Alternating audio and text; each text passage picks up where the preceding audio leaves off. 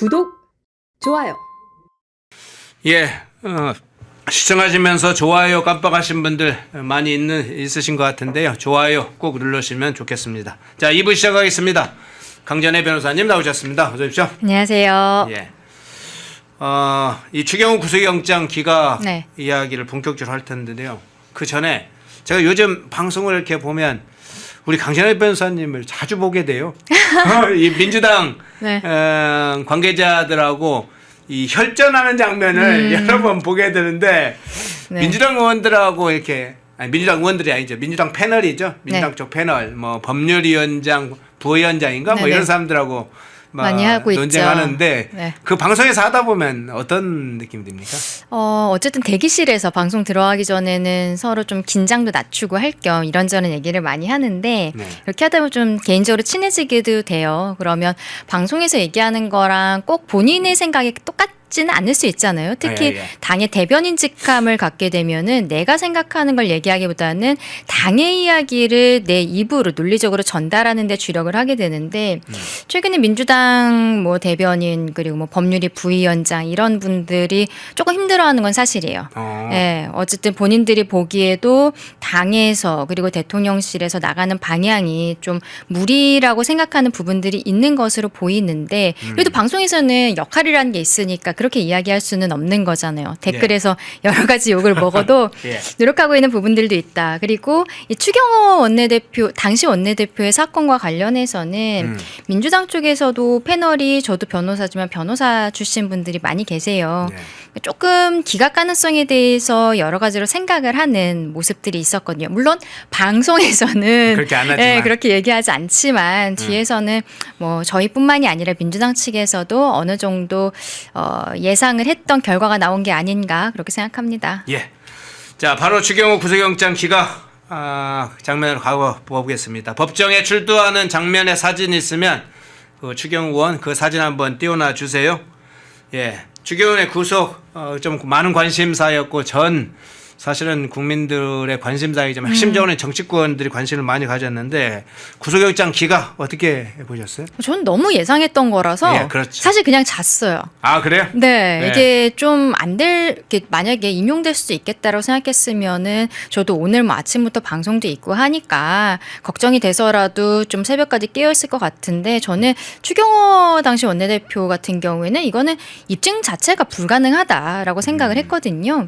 일단 특검에서 뭐 생각하는 바는 뭐냐면 추경호 대표가 당시에 윤석열 전 대통령과 통화를 했다는 거예요. 그리고 그 이전에도 뭐 가깝게 지내면서 어느 정도 이 상황에 대해서 알았을 것으로 보이고 특히 통화 과정에 있어서는 의원들의 계엄 해제 표결을 좀 막아달라라는 이야기를 들었던 것이 아니냐 이렇게 이야기를 했습니다. 근데 저희 국민의힘에서도 한 10여 명의 의원들이 참고인 조사를 받았는데 이제 전직 국민의힘 의원이 된 뭐 김상욱 의원을 포함을 해서 그분들이 여러 가지로 조사를 받았음에도 불구하고 처음에 특검에서는 피해자를 특정하지 못했다라고 이제 알려지고 있었거든요. 그러니까 국민의힘 의원들 중에서 나는 본회의장에 당장 들어가서 계엄 해제 표결에 참여를 하고 싶은데 근데 추경호 당시 원내대표가 자꾸 장소를 바꾸고 이래저래 하면서 내 의결권이 침해되었다.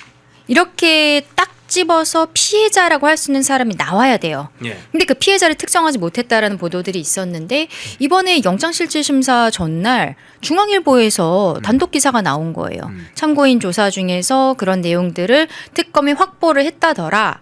그럼에도 불구하고 이렇게 영장이 기각이 된 것은 그 확보된 내용에서 아마 뭐 김상욱 의원 같은 경우에는 최근에 언론을 통해서도 여러 가지 이야기를 했는데 이제 저희 국민의힘 소속이 아니라는 부분들이라든지 그리고 전체적인 맥락으로 보았을 때 이제 추경호 당시 원내대표가 모든 것을 알고 여기에 대해서 적극적으로 가담했다라고는 보기 어렵다. 그리고 윤석열 전 대통령과의 통화 이런 것들에 있어서도 제대로 입증을 못했다. 를 넘어서서 이러한 일 자체가 없었다라고 봐야 되는 것이 아닌가 싶어요. 그래서 저는 결국에는 기각이라는 것은 너무 예상했던 일이었다 그렇게 생각합니다. 좀 부가 설명을 좀 제가 한번 필요해서 한번 여쭤볼게요.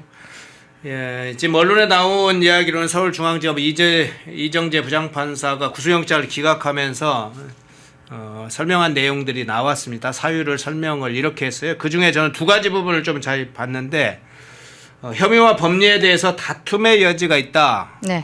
그리고 중요한 건 뒤에였는데 면밀하고 충실한 법적 공방을 거친 뒤, 그러니까 다툼의 여지가 있다는 것으로 끝나지 않고 면밀하고 충실한 법적 공방을 거쳐야 할 필요를 이야기했다는 점에 상당히 이제 주목을 했고, 뭐 다른 이제 사실 증거인멸이나 도주 우려가 있다고 보기 어려운 건 너무나 당연히 예상을 했기 때문에. 그런데 또 하나는 뒤에서 추 의원을 구속할 사유와 상당성을 인정하기 어렵다까지 이제 사유를 설명을 했어요. 그래서 재판부가 이 혐의에 대해서 어떤 점에 주목하는지에 대해서 상당히 여러 이제 생각을 하게 됐는데 어떤 점에 주목했다고 보시나요? 혐의 자체가 소명되지 않는다라는 거죠. 이 포인트가 이야기는 그겁니까? 우리가 반대로 보면은요. 네. 이재명 대통령 옛날에 영장실질심사 갔었던 거 많은 분들 기억하실 텐데 그때 중앙지법 영장전담재판부에서 뭐라고 했냐면 혐의 자체는 소명이 된다. 예? 그런데 그럼에도 불구하고 뭐 당대표라는 지위라든지 이런 것들 때문에 구속의 필요성은 지금으로선 인정되지 않는다라고 판단을 했어요. 아예 반대라고 보시면 됩니다. 추경호 원내대표 같은 경우에는 혐의 자체가 소명되지 않는다는 것이죠. 그래서 지금 뭐 법리에 대해 다툼의 여지가 있다라는 표현은 그렇게 봐야 될 것 같고 예. 면밀하고 충실한 법적 공방을 거친 뒤 그에 합당한 판단 및 처벌을 하도록 하면 타당하다. 그러니까 본안 판단은 어차피 영장이 기각이 되더라도 특검에서는 뭐 불구속 상태로 기소할 거라는 거는 누구나 다 예상을 했었던 일이잖아요. 예. 그렇기 때문에 이거는 특검에서 일단 나한테는 나는 이거 좀 지금으로서는 소명된다고 보지 않는데 본안 판단에 있어서 그때 판사를 한 번 더 설득을 해봐라. 그때 면밀하고 충실한 법적인 공방을 특검에게 하라라고 이야기를 한 것이죠.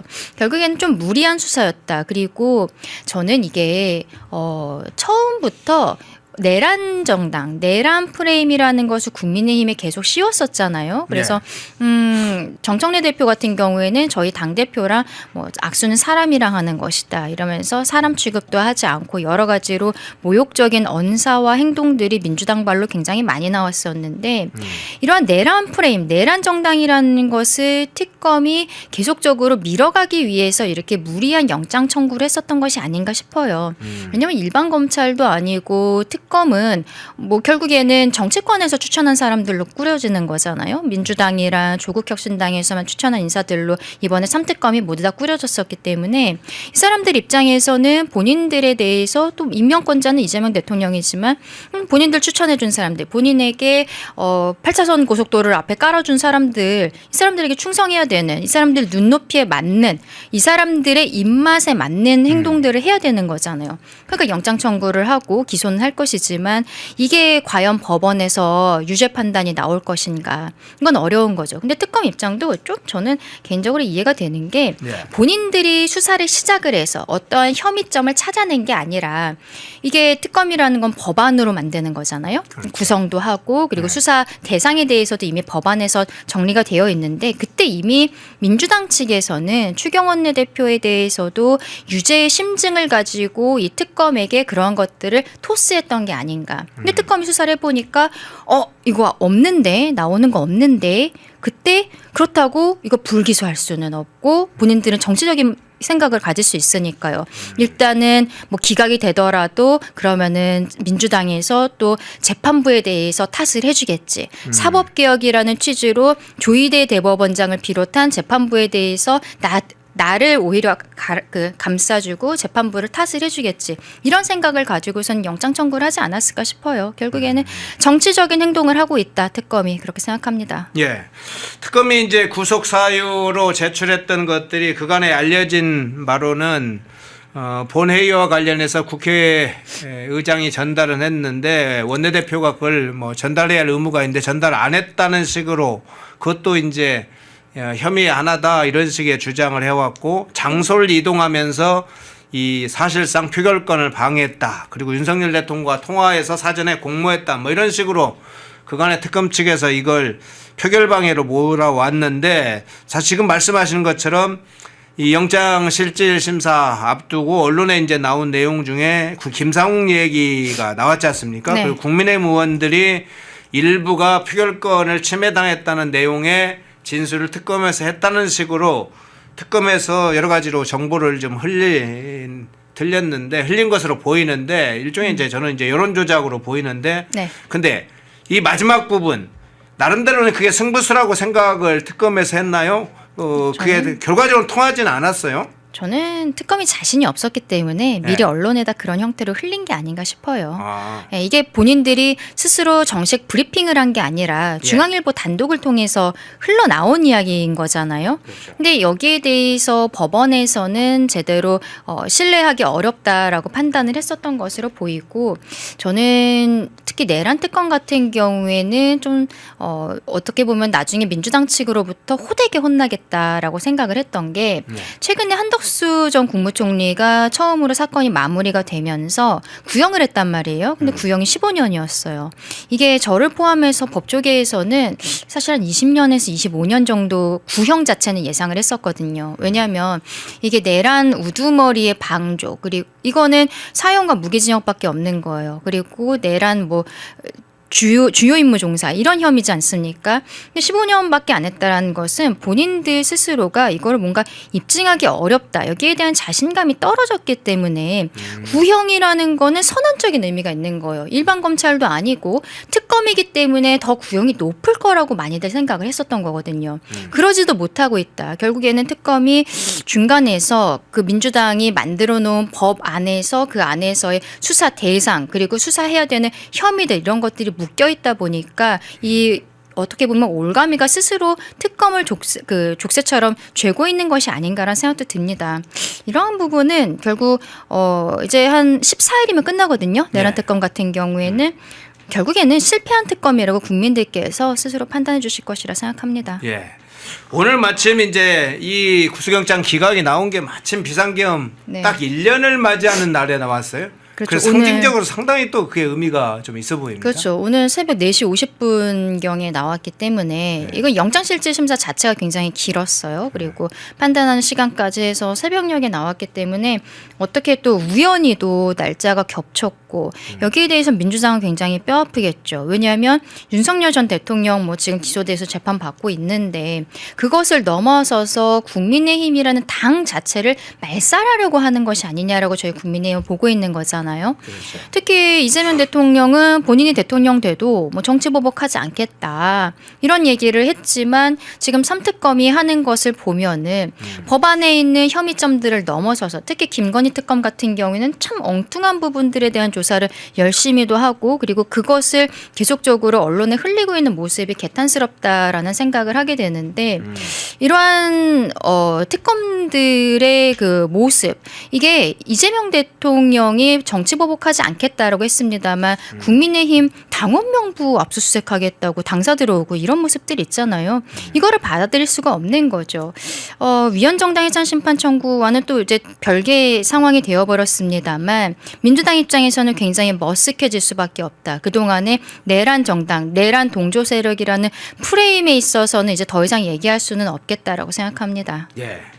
박민희님께서 역사는 새벽에 이루어졌네. 진짜 역사는 새벽에 이루어졌네요.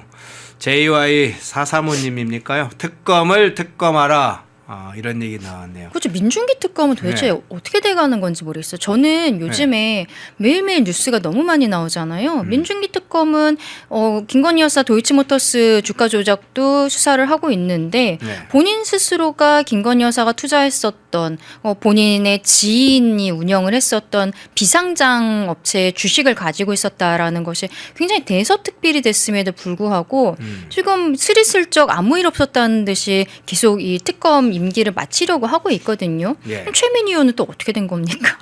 그 딸이 그런 형태로 결혼을 했는데 지금 과방위원장 계속하고 있어요. 이런 것들이 민주당 입장에서는 뭔가 사건이 터지면은 본인들은 뒤로 쏙 빠지고 책임지는 모습이 하나도 안 보인다. 국정자원 화제도 도대체 누가 책임을 지고 있는지 아무런 이야기도 없고 앞으로 어떻게 할지 좀 더 지켜봐야 될 것 같습니다. 예. 크리스탈원님께서 공항 참사 특검하라. 무한공항 참사 유가족들이 지금 삭발하고 농성하고 이제 그런 일이 벌어졌죠. 그 얘기도 마침 이야기해 주셨네요. 네. 근데 추경훈 이야기를 하다 보니까 이제 이야기 중에 이 국민의힘 내란 정당 관련된 해산 문제가 이제 잦아들 거다. 그러니까 뭐 그런 여러 가지 이제 여론이든 정치권 압박이 좀 상당히 낮아질 거다 이야기했는데 전체적으로 추경호원의 이 구속영장 기각이 정치권이나 우리 사회 전반에 미칠 영향 차원에서는 어떻게 보세요?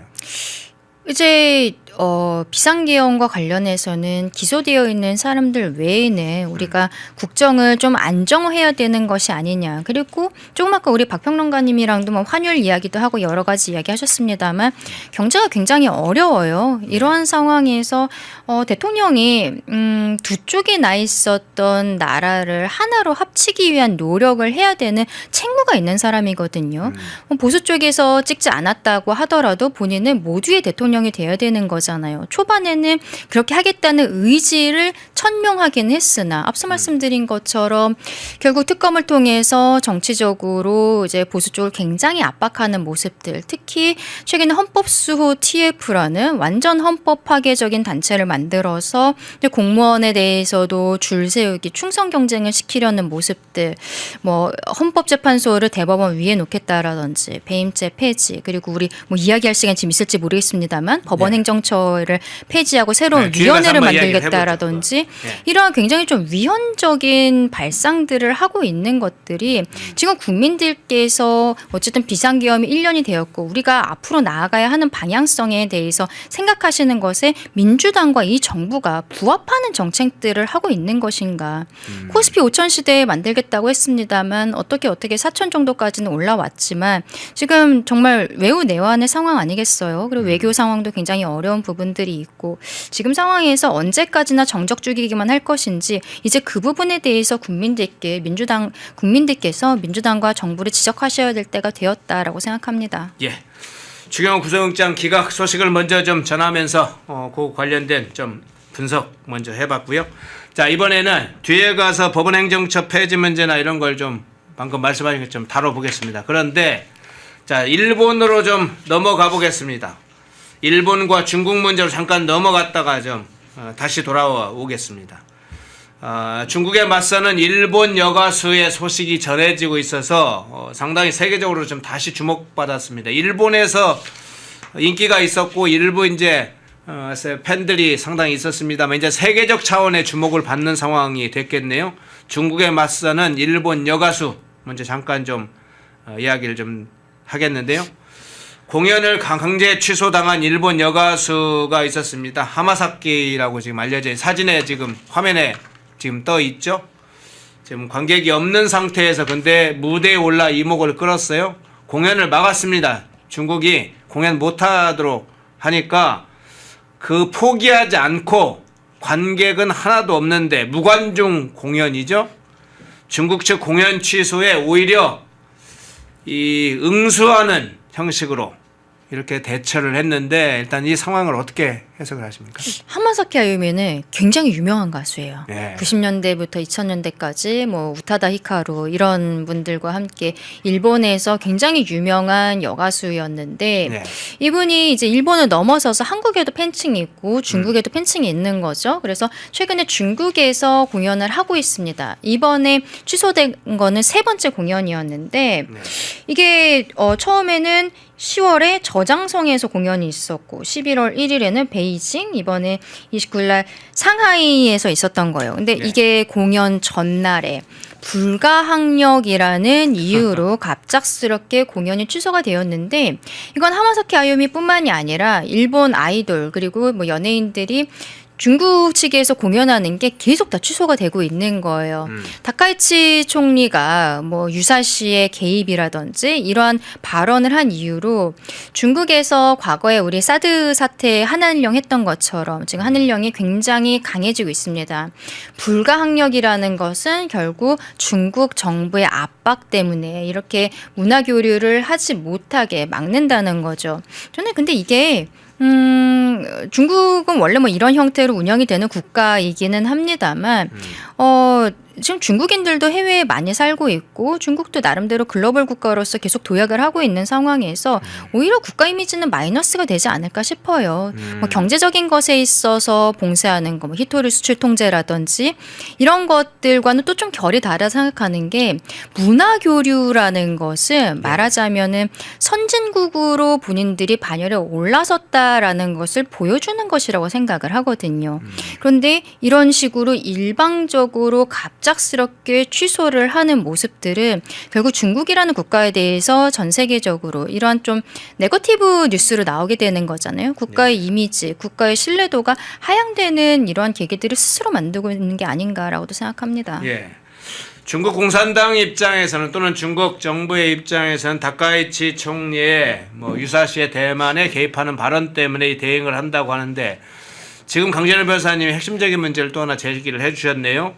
사실은 이제 공연 저렇게 취소를 하게 되면 저게 중국 측에 유리할까 하는 겁니다. 중국 측에 더 큰 손실이 가해질 거다. 지금 문화교류 이야기를 마침 핵심 쟁점을 찍어주셨는데 일본 가수를 중국이 공격을 한다?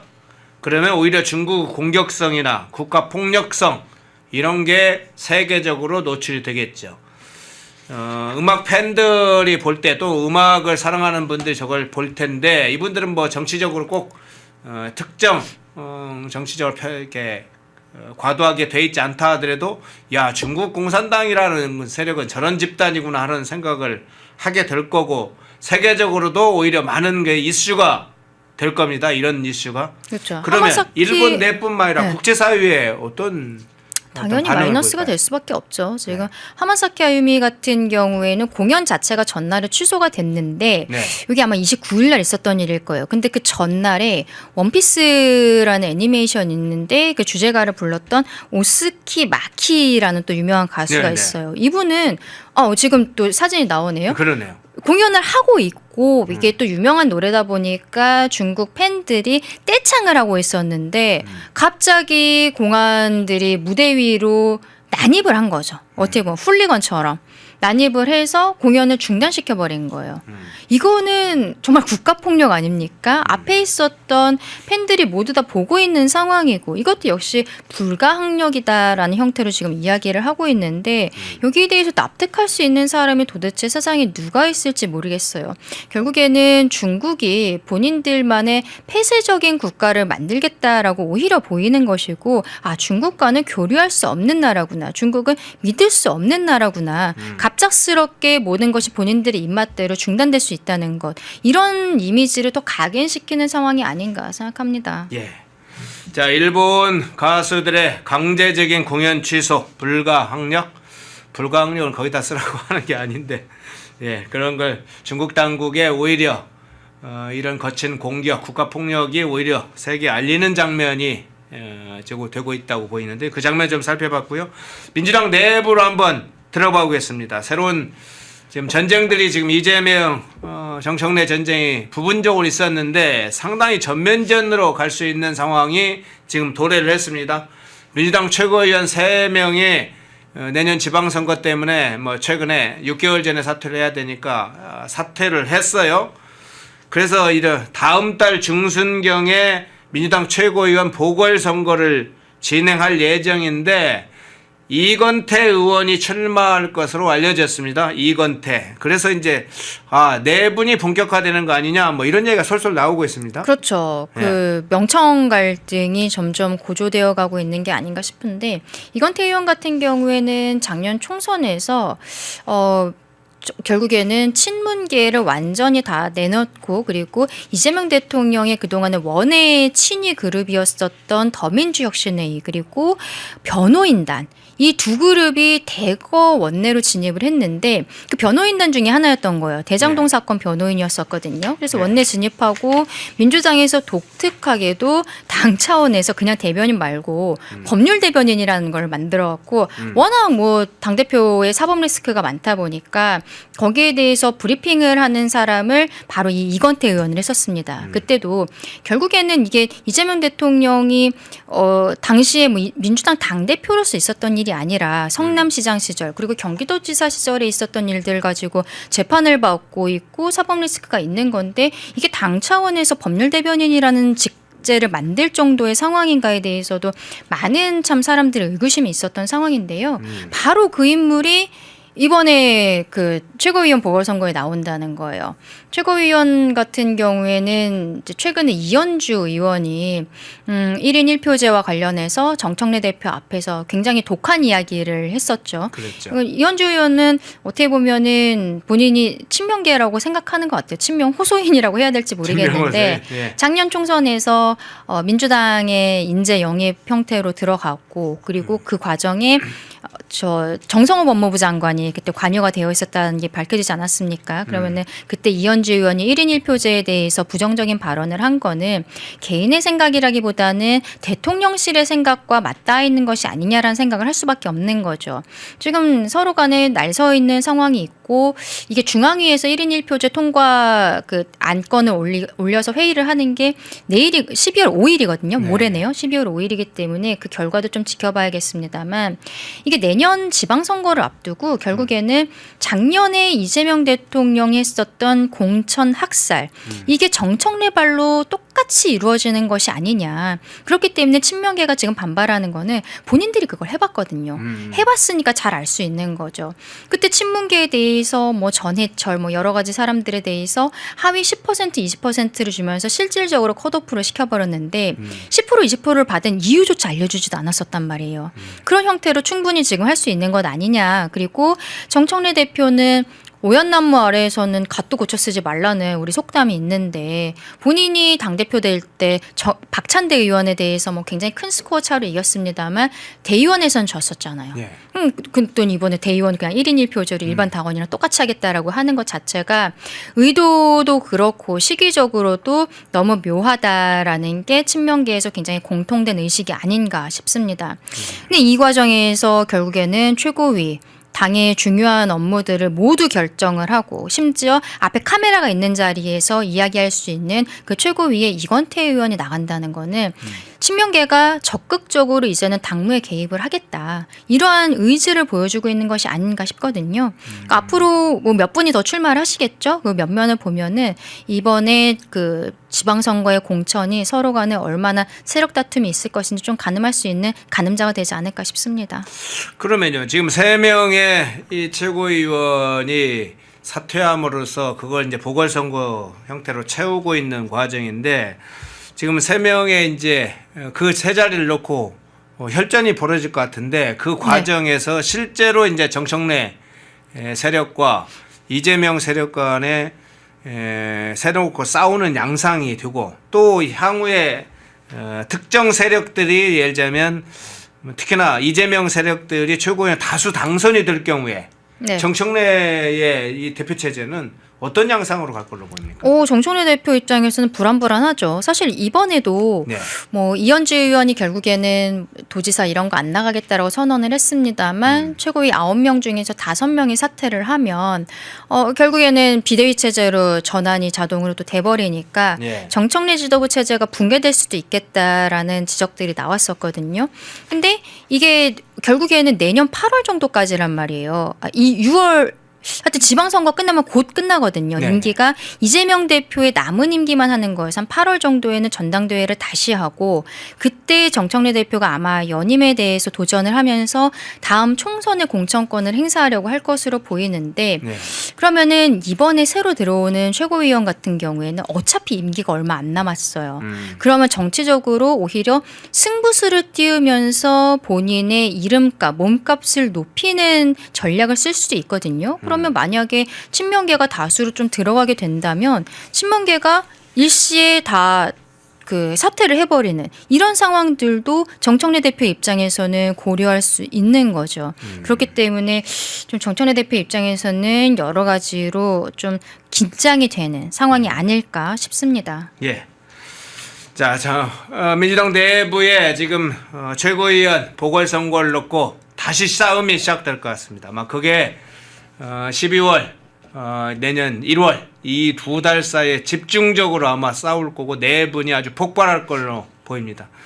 그냥 단순한 말이 아니고 이제 선거기 때문에 더군다나 최고위원 한 자리도 아니고 세 자리면 당 대표를 좌지우지할 수 있습니다. 거기다 이원주도 있고 홍명선이라는 최고위원도 있기 때문에 만일 연합작전으로 한다면 당 대표가 사실은 날아갈 수도 있는 비대위 체제로 넘어갈 수도 있는 위기 상황까지도 갈 수 있기 때문에 아마 굉장한 내분 사태, 위험의 어떤 징표들이 좀 드러날 걸로 보입니다. 그렇죠. 정청래 예. 대표 입장에서는 또 이 와중에 예. 장경태 의원이 본인 오른팔이라고 불릴 정도로 그랬네요. 참 여러 가지를 수행을 하면서 예. 위원장 같은 것도 맡고 열심히 일을 해줬었던 분인데 이분이 지금 자기 코가 너무 석자가 돼버린 거잖아요. 그리고 많은 사람들이 지적을 하는 게 장경태 의원이 내년 지방선거 과정에서 지금 민주당 서울시당 위원장이에요. 그러면 좀 이따 이제 공천 그 관리를 할 때 아마 민주당에서도 공천 부적격자 이런 것들로 몇 가지가 나올 텐데 뭐 보통 나오는 게 음주운전, 성폭력 뭐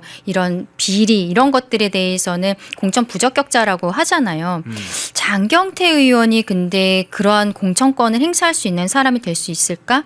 친명계에서는 그 부분을 분명히 지적을 할 거라고 생각을 합니다. 본인 스스로가 뭐 판결은 언제 나올지 모르겠습니다만 일단은 저기 수사를 받게 됐잖아요. 네. 피의자 신분이 돼버린 거잖아요. 근데 그 와중에 성폭력과 관련한 사람들에 대해서 공천하지 않겠다. 뭐 이런 식으로 공천관리 룰을 정하고 이렇게 하는 게 받아들일 수가 없는 거죠. 본인들이 신청하려는 사람들 같은 경우에는 뭐 이재명 대통령도 물론 뭐 음주운전 전과도 있고 여러 가지 혐의점들로 대법원에서 유죄 취지 판결까지 나왔지만 결국 대통령이 되긴 했습니다만 이게 본인들은 계속 항상 인권을 중시하고 그리고 보수보다 깨끗한 진보 이런 식으로 이미지 메이킹을 하는 것에 있어서 굉장히 치명타거든요. 근데 장경태 의원에 대해서 서울시당 위원장뿐만이 아니라 당내에서의 TF 뭐 이런 것들을 아무것도 지금 내려놓질 않고 있어요. 그리고 진상조사도 하겠다고 한 게 27일경이었거든요. 거의 일주일이 다 돼가는데 뭐를 하는지 모르겠어요. 아마 김남국 의원 때처럼 스스로 탈당해 주기를 좀 바라는 게 아닌가. 그러면 당에선 더 이상 진상조사를 할 수가 없잖아요. 징계를 할 수가 없으니까.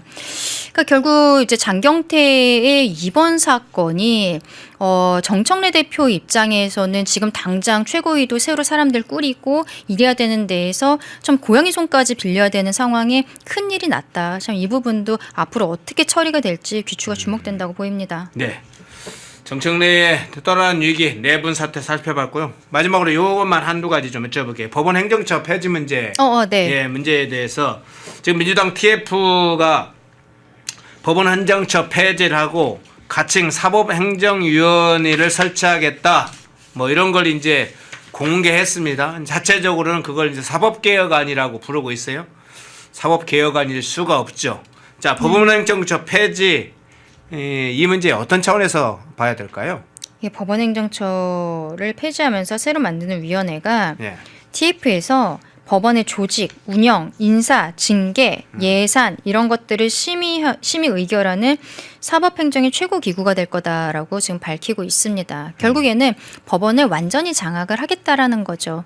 뭐 이런 것들을 넘어서서 뭐 관련된 건데 법관에 대해서도 인사평가하겠다라고 지금 이야기를 하고 있잖아요. 그러면 네. 징계도 주겠다 뭐 이런 이야기들이 계속 민주당 쪽에서 나오고 있는데 본인들 입맛에 맞는 이재명 대통령에게 뭐 무죄 취지로 판결을 하는 이런 사람들은 100점 만점을 주고 유죄 취지로 판결하는 사람들 이재명 대통령을 넘어서서 친명계 사람들에게 뭐 민주당 쪽 사람들에게 뭐 정치 관련한 선거법 같은 것들 많이 올라가잖아요. 네.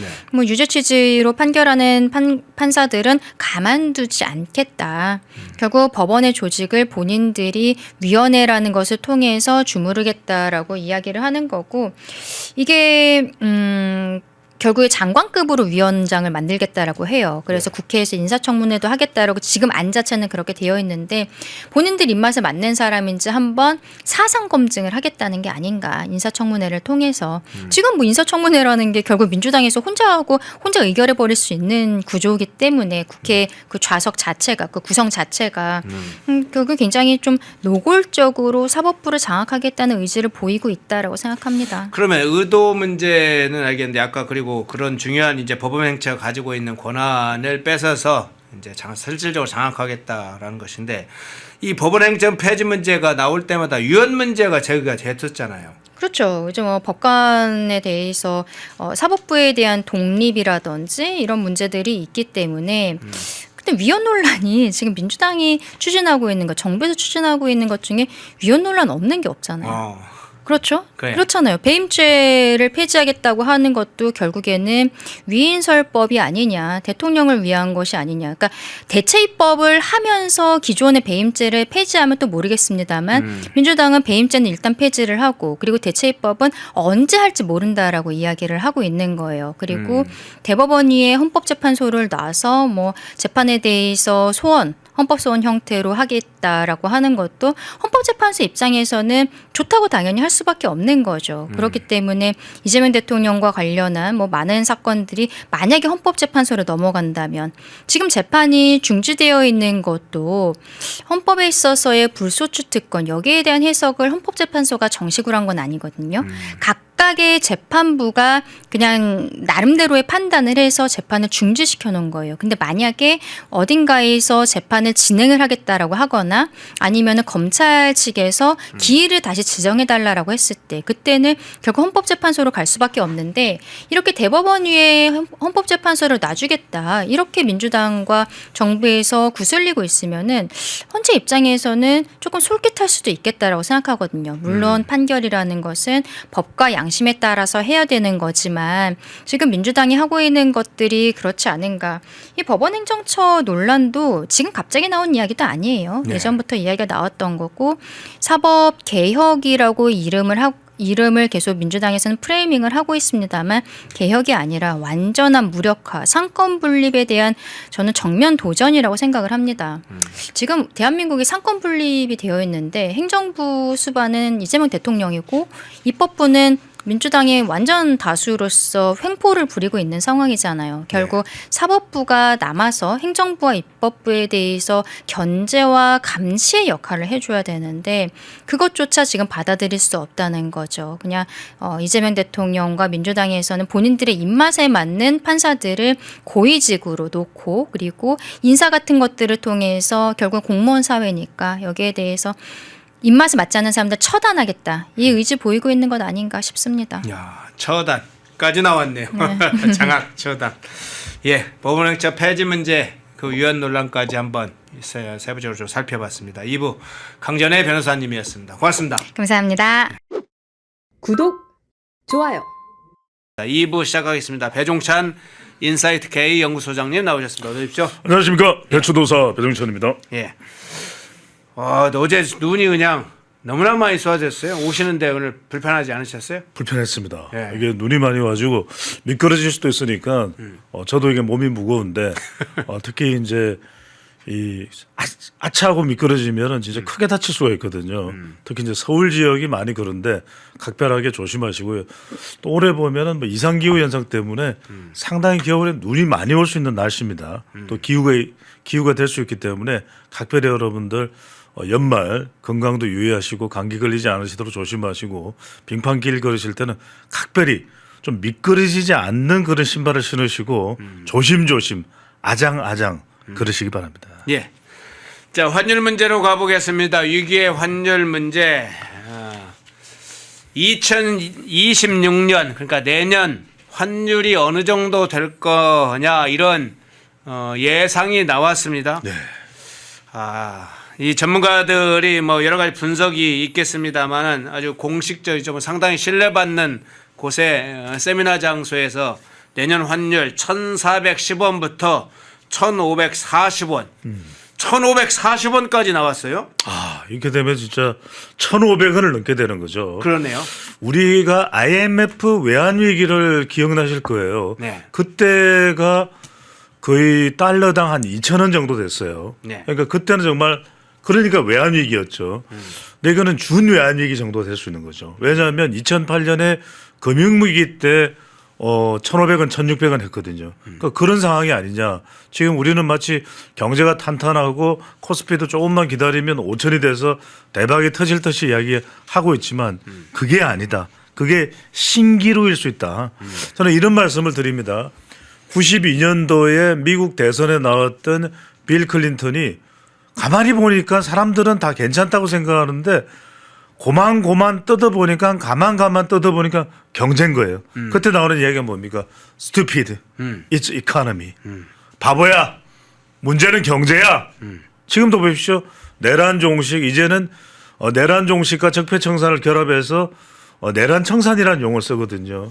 그리고 지금 집권 여당에서도 주요 핵심 정치인들을 보면은 다 지금 뭐 이념 내란 여기에 다 정신이 팔려 있어요. 근데 정작 국민들은 지금 경제입니다. 먹고 사는 문제가 제일 중요합니다. 그렇지 않습니까?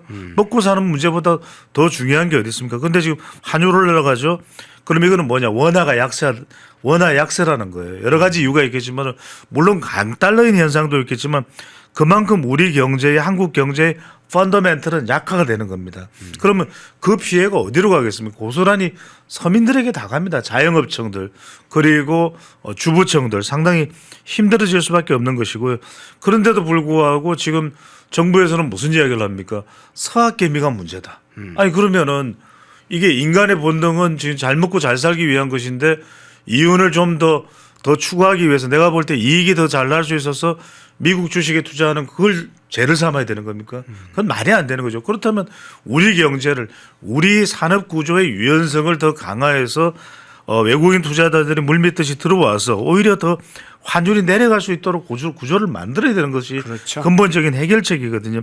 그럼에도 불구하고 그것을 뭔가 자꾸 이 핑계의 대상 뭔가 그것에 대해서 탓을 돌릴 수 있는 대상을 자꾸만 어떤 영역이든 찾고 있는 거 아닌가라는 생각이 들어요. 내란도 보시면은 무슨 뭐 내란이라는 것 자체도 지금 아직 확정이 되지도 않은 거잖아요, 전혀. 예. 그런데도 불구하고 내란의 허울을 세워서 봐라 이 공무원들 이 사람들 때문에 그런 일이 벌어진 거야. 그럼 그 사람들이 이 일종의 악당화되는 거죠. 잠재적인 다 범죄자가 됐어요. 악마가 되는 거죠. 무려 네. 75만 명의 공무원들입니다. 다시 이제 경제로 돌아오면 네. 결국은 이따가도 말씀드리겠습니다만 이 외국에서도 자꾸만 이야기하는 게 우리의 어떤 펀더멘털 한국 경제가 선진국 수준으로 올라갔지만 일본하고 비교할 때 자꾸만 우리가 뭐 이게 우리가 국뽕으로 우리 경제 너무 좋아. 우리 대한민국 대단해. K-팝 데모넌터스 난리야. 그거는 우리가 우리 관점에서 우리 스스로에 대한 부심을 자꾸 강조할 때는 이야기고 정말 중요한 건 냉정한 평가가 필요하거든요. 왜 일본 경제, 한국 경제의 차이를 두냐면 일본은 굉장히 펀더멘털이 좋은 거예요. 그리고 기축 동화 국가입니다. 하지만 우리는 여전히 어떤 이 위험도 있는 겁니까? 안보 위험도 있죠. 앞서에서도 말씀드렸듯이 우리 한국인들이 한국계 우리 사람들이 북한에도 억류돼 있다. 이런 네. 부분들은 계속해서 우리한테는 리스크 요인이거든요. 리스크라는 것 자체가 경제 지표로 환산하면 그게 일종의 디스카운트 요인이 되는 것이고 그렇다면 우리에게는 부담을 줄 수밖에 없는 것이기 때문에 저는 이따가도 이야기를 하겠지만 무엇보다 중요한 게 우리 산업 경쟁력의 근본적인 경쟁력을 계속 키워나가야 된다라는 말씀을 드립니다. 예. 자, 시청하시면서 좋아요 깜빡하시는 분들 꽤 많은 것 같습니다. 많은 분들이 시청을 해주셨는데 아직은 좋아요는 오늘은 좀 누르신 분들이 좀 적습니다. 좋아요 꼭 눌러주시면 좋겠습니다. 네. 근데 이 환율 상승으로 동시에 이제 물가도 지금 비상이 걸린 상황이잖아요. 그렇습니다. 물가가 이제 고물가 이렇게 이야기는 하는데 실제로 이제 우리 국민들이 체감하는 소비자 물가 이 상황을 볼 때 어느 정도 됐죠? 어느 정도 영향을 받고 있는 겁니까? 큰 영향이죠. 그러니까 이제 이걸 더 수치로 말씀드리면 적어도 지금 현재 3개월 전, 6개월 전과 비교해 보면 네. 당장 기름값이 더 올라가요. 네, 네. 이것도 이제 왜냐하면 환율 때문에 빚는 영향입니다. 정작 중동에서 들어오는 그 가격 자체는 그러니까 아랍에미레이트나 아니면 사우디아라비아에서 사는 가격은 별 달라지지 않았어요. 오히려 배럴당 가격은 좀 낮아지기도 했는데 네, 네. 환율이에요. 그러면 우리는 달러를 주고서 이걸 사 들어와야 되는데 그러면 정작 우리나라에 들어오면은 이것 자체가 비싸질 수밖에 없는 거죠. 수입 물가는 이제 비싸질 수밖에 없습니다. 수출은 오히려 경쟁력이 생긴다고도 볼 수가 있는 것인데 더 중요한 건 우리는 보십시오. 우리는 에너지를 100% 수입하는 나라입니다. 그러다 보니까 지금 석유값이 올라갈 수밖에 없는 것이죠. 그다음에 석탄값이 올라갈 수밖에 없는 것이죠. 그러니까 에너지 가격이 당장 주유소에 가보면은 올라갔다 이렇게 지금 여러분들이 확인할 수 있는 부분이고. 휘발유 가격들이 보니까 제가 서울에 쭉 저도 차를 이제 타고 다니니까 그렇죠. 1,800원대더라고 거의 다. 그러니까요. 네. 그게 운전하시는 분들은 리터당 가격이기 때문에 네. 이게 10원 오르고 30원 오르고가 굉장히 큰 차이가 될 수밖에 없어요. 그렇죠. 이제는 한 5일 만에 한번 주유하던 것들도 여러분들이 이제 이 3일 만에 주유를 해야 되고 이런 상황이 될 수밖에. 왜냐면 똑같잖아요. 그러니까 똑같이 3만 원을 넣었는데 이전보다는 들어가는 양이 적은 거예요. 올랐기 때문에 리터당 가격이. 그렇게 여러분들이 체감을 할 수밖에 없습니다. 5일 만에 한 번 넣었던 기름이 이제는 3일 만에 넣어야 되는 상황이 벌어지는 것이고 당장 중요한 것이 농축산물 가격이 또 물가가 올라갈 수밖에. 이거는 이제 작황 때문에 그럴 수 있습니다. 지금도 이야기가 나오는 것이 우리가 강릉 같은 경우가 한때 여러분들 기억나시죠? 가물었다. 그래서 그때 뭐 비가 와야 된다 또는 다른 이 댐에서 물을 땡겨서 강릉 식수원으로 사용해야 된다 이야기가 나오는데 그런 이후에 이른바 가을 장마 비가 많이 와버렸어요. 예. 그러다 보니까 작물에는 완전 치명타를 입었습니다. 그러다 보니까 우리가 알고 있는 배추, 제가 배추도사네요. 다른 사람이 또 배추도사 행사를 해가지고 굉장히 치명적인 타격을 입었는데 거기에 대한 보상은 제가 언제 받아야 될지.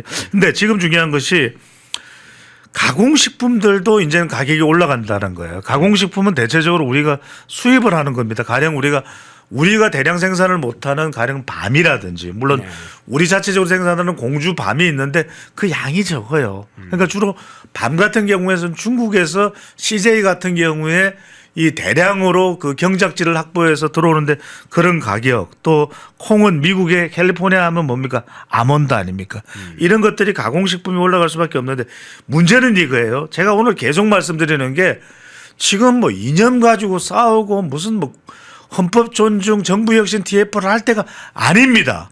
아닙니다. 왜냐하면 오늘 드릴 수 있는 말씀은 고환율이죠. 고물가가 되고 바보야. 문제는 경제야. 이게 지금 대한민국을 지배하고 있는 겁니다.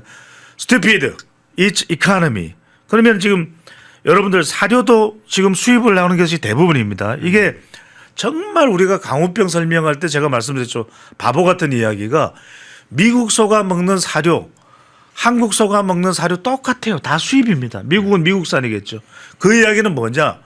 아니 미국산이 한국산이 한우 투뿔등심이 오케이면 미국산 소고기도 오케이라는 이야기예요. 같은 사료를 먹어요.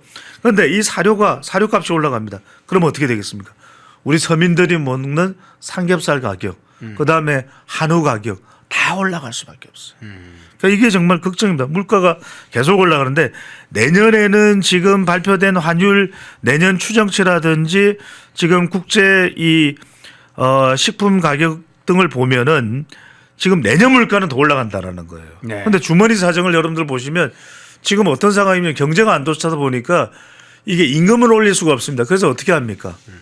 지금 계속해서 임원부터 시작을 해서 회사의 인력을 줄이고 있어요. 임원도 좀 축소를 하고 있다니까요. 예. 당장 우리가 회사에 가면은 사장이 있고 부사장이 있거든요. 그러면 사장은 한 명인데 부사장은 여러 명이야.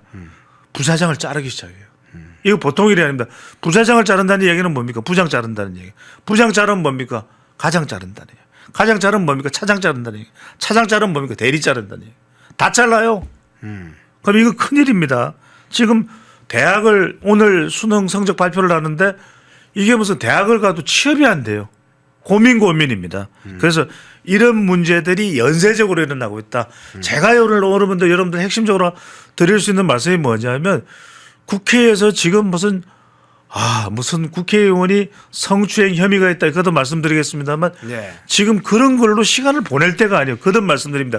국민들은요 전국적으로 지금 아우성입니다. 우리 방송 들으시는 분들이 지금 너무 장사가 안 되지만 펜 앤 마이크는 봐야 되니까 지금 보시는 건데 정말 전국에 지금 가슴이 찢어지고 다리가 무너지고 지금 멘붕 상태가 와 있습니다. 거듭 말씀드립니다. 지금 제일 중요한 것은 이재명 대통령이 다른 게 중요한 것이 아니라 지금 제일 중요한 것은 바보야 문제는 경제야입니다.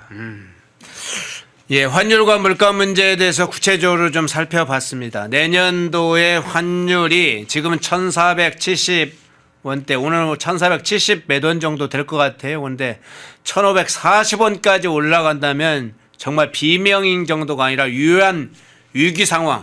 그냥 이제 지금은 상당히 고물가 고환율이어서 이제 그냥 비명을 지르는 정도지만 1,540원이 되면 외환위기가 현실이 되는 상황이 오지 그렇습니다. 않습니까? 그러니까요. 외환위기 상태라는 이야기를 하고 있어요. 왜 그러냐면 이게 여러분들 우리가 IMF 외환위기 때 1997년 그 당시가 바로 달러당 2,000원이 넘었을 때입니다. 그때 기억나실 텐데 그때 엄청난 달러를 가지고 있었던 사람은 떼돈을 벌었어요. 그때 그러고 나서 강남의 아파트 값이 곤두박질치니까 그때 막 10채씩 20채씩 사놓던 사람들이 지금 와서 정부가 이재명 정부도 부동산 정책이 계속 줄지어 정말 줄줄이 비엔나로 실패하고 있잖아요. 네. 그러니까 이런 사람들은 오히려 자산이 더 뻥튀기가 되는 거예요. 그래서 지금 이 고환율이 심각한 이유가 우리가 이런 환율 상태에서 또 미국에다가 투자를 해야 되는 상황이거든요. 가뜩이나 없는 달러를 더해서 지금 뭐 상한선 200억 달러 어쩌고 하면서도 지금 미국에도 투자를 해야 되는 상황이기 때문에 이 대책을 세워야 된다. 이 대책이 중요한데 이따가 말씀드리겠습니다. 이걸 무슨 국민연금을 한다 어쩐다 이런 부분들이 가뜩이나 얼어붙은 상황에서 더 국민들을 불안하게 만들고 있다라는 말씀을 드리지 않을 수가 없는 것이죠. 예. 자, 환율과 물가 문제만 살펴봤고요. 최근에 데이터들이 쏟아지고 있습니다. 그 중에 이제 부동산 문제도 잠깐 한번 짚어보고 갈 텐데요. 왜 부동산 문제를 얘기하느냐? 부동산 뭐 집값이 폭등하고 있다는 거, 폭등해왔다는 건 잘 알고 있죠. 지금 일정한 조정기를 거치면서도 여전히 최근에 다시 이제 집값이 많이 올라가고 있는데 문제는 집값이 많이 올라가고 폭등하면서 이 불평등 지수, 이 자산의 불평등이 더 심화됐다고 그래요. 자산과 이 소득의 불평등을 우리가 살펴보고 있는데 역대 최대의 불평등, 자산 불평등의 데이터가 나왔습니다. 그러니까 집값 폭등으로 인해서 주택을 가지고 있는 사람과 이 그 주택이 없는 무주택자 사이에 이 자산 격차가 역대 최고다 지금. 이재명이 사실은 거꾸로 이런 불평등을 대대적으로 더 확대시키네요. 그렇죠. 이제 그럴 수밖에 없는 것이 지금 서울을 또 수도권의 이 경기도를 13개 지역을 토지거래 허가구역으로 꽉 꽁꽁 묶어놨잖아요. 예. 이게 왜냐면 여러분들 뭐냐면 사실은 지금 부동산 대책에 대해서 무능 내지 불능 상태라서 그런 겁니다. 왜냐하면 이미 지금 현 정부의 주요 자리에 올라가 있는 사람은 갭 투자를 했든 뭔 투자를 했든 지금 다 뭐 50억 60억 아닙니까? 그런데 네. 무슨 말씀이냐. 그러니까 지금 그럴 수밖에 없는 것이 지금 부동산은 주로 이제 상위권 자산가들이 주로 강남 또는 주요 요지의 노른자 위에 비싼 부동산을 가지고 있을 수밖에 없습니다. 그러면 지금 어떤 상태가 벌어지냐면 양극화가 더 심화되는 게 이 고가의 부동산을 가지고 있는 상위 10%가 전체 국민의 자산의 50% 이상을 가지고 있어요. 그러니까 뭐 그거는 어쩔 수 없는 일이라고는 하지만 더 이게 벌어지고 있다는 거. 지금 화면 보십시오. 화면에 오른쪽 부분을 보면 순자산에서 그 격차가 2025년에는 더 벌어지는 겁니다. 근데 이게 더 벌어질 수밖에 없어요. 왜냐하면 지금 무턱대고 한 대책 자체가 토지거래 허가구역이라는 걸 한 겁니다. 왜냐하면 제가 말씀드렸잖아요. 그러다 보니까 지금 국가데이터처나 한국은행, 금융감독원이 2025년 가계금융복지조사를 했는데 우리나라 전체 순자산의 절반 가까이를 상위 10%가 보유했다. 그런데 상위 10%가 이른바 다른 소득이 많은 게 아니에요. 보통 이제 소득을 우리가 이야기할 때는 일정한 이 수입을 통해서 얻는 그런 근로소득이 있고 그다음에 그 사람이 가지고 있는 자산을 통해서 은행의 예금이나 주식 투자 등을 통해서 확보하게 되는 금융소득이 있고 마지막으로는 부동산 소득이 있어요. 그렇지 않습니까? 네. 근데 금융소득이 뻥튀기가 돼봐야 얼마나 뻥튀기가 되겠어요. 결과적으로는 이 부자라고 하는 사람들이라고 하더라도 근로소득을 통해서 얻는 건 그렇게 많지 않을 수 있습니다. 그렇다면 그 외에 얻는 것은 이 사람들은 임대소득, 건물로 얻는 부동산 소득이거든요. 그런데 이것 자체가 크게 벌어질 수밖에 없는 구조다. 결국은 부동산과 맞물려 있는데 국가 데이터의 복지 통계 과장도 그런 이야기를 합니다. 이 실물 자산이 많이 가격차가 벌어졌기 때문에 발생할 수밖에 없는 일이다. 무슨 말씀드린지 여러분들 이거예요. 충북 청주에 20억짜리 건물이에요. 똑같은 그 20억짜리 건물이 서울에 갖다 놓으면 얼마가 되시는지 아닙니까? 300억이 돼요. 청주에 20억짜리 건물이 서울에 갖다 놓으면 300억이 된단 말이에요. 그러니까 이것 자체가 극복이 안 되면 안 돼요. 그런데 이걸 극복하려고 하는 시도는 없고 지금 뭐 계속해서 하는 것이 이념 이야기밖에 안 하잖아요. 진영 이야기밖에 지금 내란을 종식시킬 것이 아니라 부동산 관련된 이런 부분들을 종식시켜야 되는데 김윤덕 국토교통부 장관은 지금 이상기 국토교통부 장관은 엉뚱한 이야기했다가 지금 완전히 된소리 맞고 쫓겨났잖아요. 그런데 김윤덕 장관은 대책 발표한다고 하지 않았습니까? 공급 올해 내에 한다고 그러는데 지금 오늘이 12월 5일이거든요. 그럼 언제 한다는 거죠? 크리스마스 날 한다는 거예요? 아니면 재하의 종칠 때 한다는 이야기예요? 김용범이가 찾고 있다는데요. 공공기관 땅 같은 것이 뭐 빈자리 없다니까요. 막 찾고 있다는데요. 없어요. 뭐 지금 여러분들 제가 거듭 말씀드렸습니다만 부동산이라는 건 여러분들 어떻게 보시냐면 지금 지방에 내려가 보면 아파트가 듬성듬성 이렇게 지어져 있고 쾌적하죠. 그런데도 사람이 없어요. 전부 서울로 몰려요. 왜? 학교도 서울에 있죠. 기업도 서울에 있죠. 일자리도 서울에 있죠. 극장도 서울에 있죠. 다 서울에 있어. 서울에 있단 말이에요. 이걸 뭐 어떻게 해결할 생각은 안 하고 그러다 보니까 서울은 뭐가 문제냐. 강남에 한번 가보세요. 강남에 길에다가 인도에다 바짝 지어놨어요. 바짝 아파트를. 그래서 이게 도로 지나가다 보면 아파트를 이렇게 봐야 돼요. 여러분들 배추도사가 배추가 꺾여요. 겉절이가 돼요. 이렇게 겉절이가 돼요. 이렇게 배추가 겉절이가 돼요. 그런 상황이 되는데도 정말 알토란 같은 땅 한 조각에도 서울에는 집을 지을 정도로 심각한 상태다. 그런데 부동산 정책이 왜 실패를 하는지 제가 간단하게 설명을 드릴게요. 뭐냐면 여러분들 보십시오. 지금 이 부동산 정책이 왜 실패하냐면 부동산은 공급이잖아요. 그다음에 세금이잖아요. 그다음에 대출이거든요. 그런데 지금 뭐냐? 아니 공급은 안 하면서 지금 사람들은 서울에 살고 싶어 하는 거예요. 그러니까 그런데 지금 세금 금융을 꽉 묶어버린 거예요. 토지거래 허가 구역으로. 그러면 첫 번째 이게 해결이 안 되는 게 공급이 안 되니까 해결 안 돼. 그러면 어떻게 하면 되느냐? 사람들이 서울이 아니라 지방에 내려가서도 더 살고 싶어하는 인센티브를 주면 되지 않습니까? 그렇지 않습니까? 그렇죠. 대전에 일자리가 더 많아. 광주가 오히려 학교가 더 좋아. 서울대학이 서울에 있는 게 아니라 광주에 있어. 연세대학이 서울에 있는 게 아니라 부산에 있어. 이게 뭐 당장 해결될 수 있는 문제는 아니지만 삼성에다 엄청나게 인센티브를 주는데 인센티브를 줄 수 있겠어요? 민주노총과 한국노총이 난리가 날 거 아닙니까? 그런데 노란 봉투법이 아니라 이번에는 뭐 빨간 봉투법, 회색 봉투법. 그러니까 이렇게 할 수 있는 지도자의 결단이 중요한 거예요. 이거 안 된다. 일본도 이 정도는 아닙니다. 일본도 도쿄가 있지만 일본은 오사카, 그래도 교토, 그래도 이렇게 좀 분산이 돼. 홋카이도 분산이 돼 있어요. 근데 우리는 심해도 너무 심해.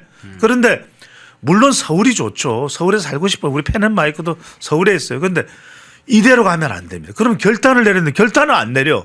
결단은 안 내리는데 그러면서 해결을 하겠다고 그래. 공급할 아이디어를 내겠다고 하는데 공급할 땅은 없어. 그래서 이거는 저는 이 상태로 가면은 정말 언제 이 분노가 폭발할지 모른다. 거듭 말씀드립니다.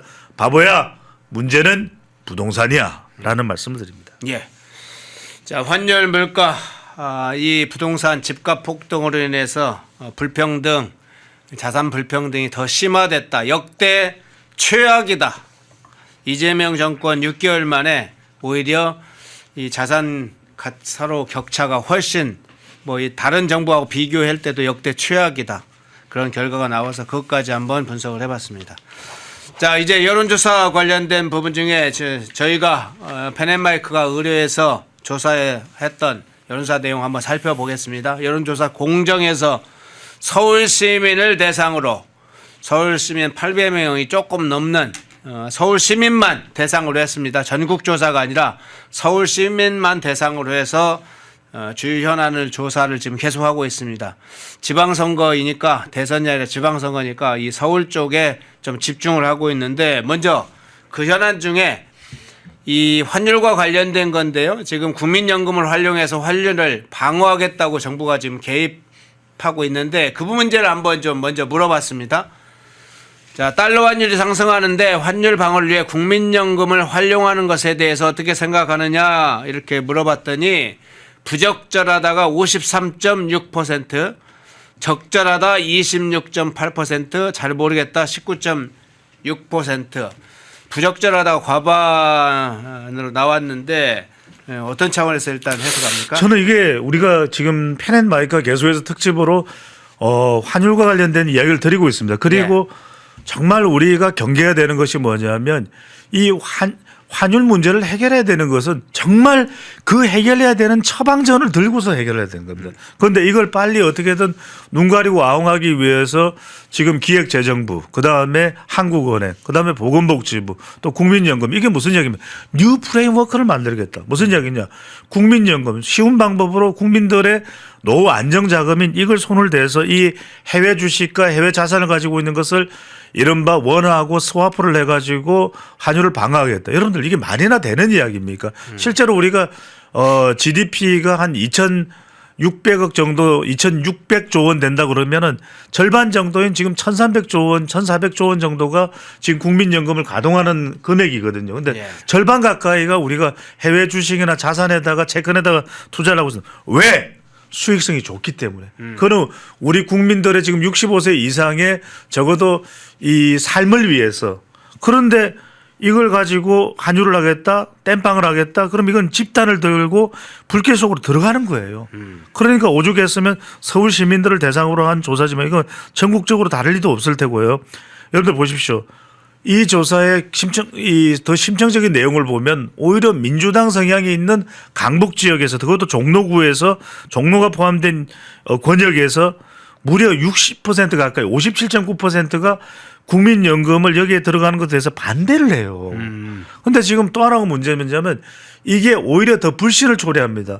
국민연금을 가지고서 환율을 갖다가 손대려고 환율 조정을 하려고 달려들면요. 미국이 우리를 지금 환율 관찰국에서 환율 조작국으로 옮겨갈 수도 있어요. 왜 미국이 중국을 싫어하느냐. 중국을 싫어하는 이유는 바로 중국의 그러한 어떤 경제를 뒤흔들어 놓을 수 있는 질서 파괴 때문입니다. 그래서 지금 중국에 대해서 상당히 이 미국이 트럼프 대통령은 더 불같이 화를 내고 있는 것인데 저는 이 문제를 해결하는 근본적인 제가 말씀을 드릴게요. 자, 환율을 안정시킬 수 있는 가장 좋은 방법은 뭡니까? 달러가 우리한테 많아지면 되잖아요. 네. 자연스럽게 해결됩니다. 이것은 구조적으로는 뭐냐면 달러를 찍어내는 나라가 어디예요? 미국입니다.